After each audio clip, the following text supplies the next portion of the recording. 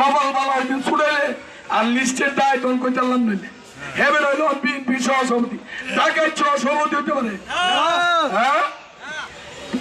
আমি দেন আমি BNP Kotapara BNP 90% লোক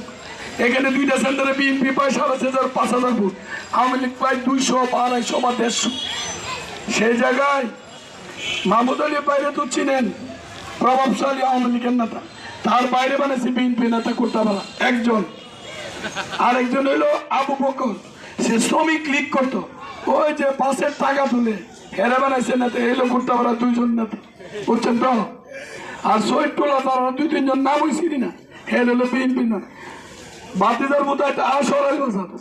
তোরার মা খুব কথা হয় সত্যি মা কোন দিন নেবে ডিক্লেয়ার দিয়ে সকলকে ধন্যবাদ আগামী দিন আমরা ব্রাহ্মণবাড়িয়া যাব জেলা আন্দোলনে জেলা কমিটি বাতিলের দাবিতে আপনার সবার দাওয়াত রইল কালকে যাবেন